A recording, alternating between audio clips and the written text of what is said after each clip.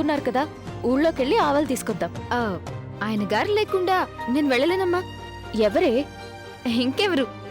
నా టుకుం టుకుం my means కుంకుమరిని. కేకేసి కొట్టించుకోవడం అంటే ఇదే. ఇంట్లో నంబి మామ కూడా ఉన్నాడు.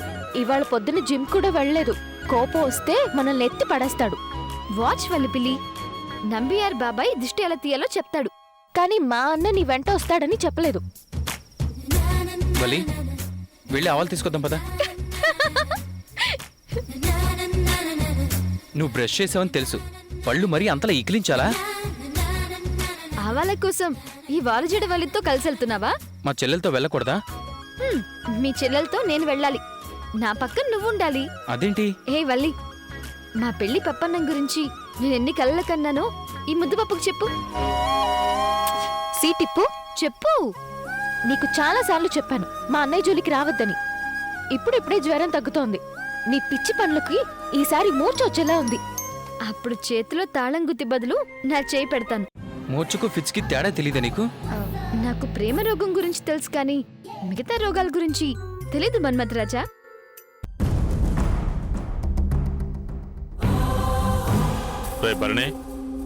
ఇక్కడేం చేస్తున్నారు? నేను నల్లబట్టు పట్టుకొని వస్తే తను నన్నెలా పట్టుకోవాలని చూస్తుంది మామ. చిచ్చిచి, నేను నల్లబట్టు పట్టుకొని వస్తే దీన్ని ఎలా పట్టుకోవాలని అడుగుతుంది మామ. అరచేతిలో విస్తరాకు ఎలా పడతారు? దోశలతో ప్రసాదం ఎలా తీసుకుంటారు?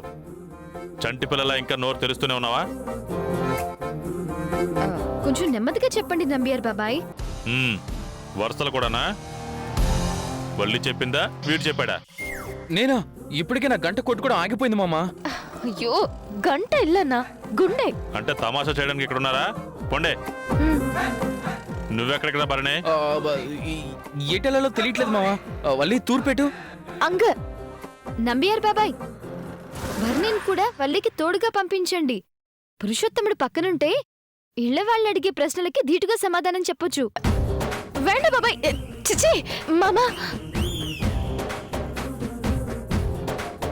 నువ్వు కన్ఫ్యూజ్ అవుతున్నావేంటే? నంబియార్ బాబాయ్, ఇద్దరు ఆడపిల్లలు వీధి వీధి తిరుగుతున్నారు అన్న మాట రాకూడదంటే మా వెంట మగవాళ్ళొకళ్ళు ఉండాలి కదా. కరెక్టే. రే భరణే, మామా కోతి వేషాలు వేయకుండా ఆంజనేయ స్వామిలా అండగా ఉండు.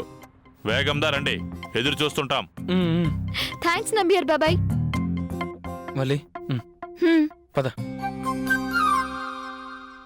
భరణి గారు, ఆ పక్కనెందుకు? మగవారు మీరు ముందు నడవండి.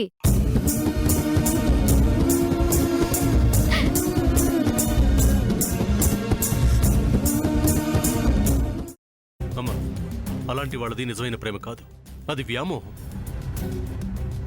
ఎగ్జాక్ట్లీ చిన్నత్త, నిజంగా ప్రేమించుకున్న వాళ్ళు అలా చేయరు. ఎంత మనసు విరిగిపోతే కన్న కూతుర్ని పట్టుకొని మా దృష్టిలో చచ్చిపోయా ఉంటుందా తల్లి?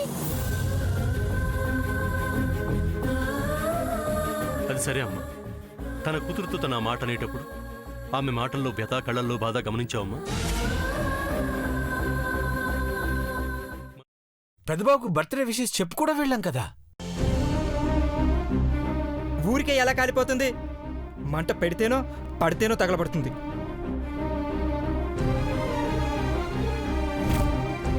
కరెక్ట్ చిన్నబాబు, నీకొచ్చినట్టే నాకు డౌట్ వచ్చింది.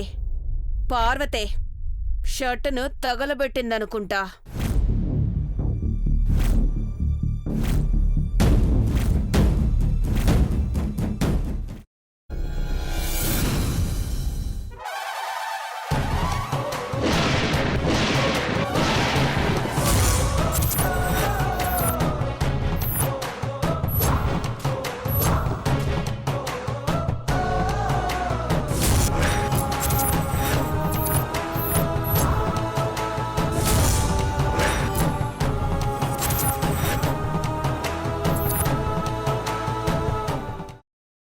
తర్వాత పొట్టు తీసేసి చాప్ చేసి పక్కన పెట్టుకోవాలి.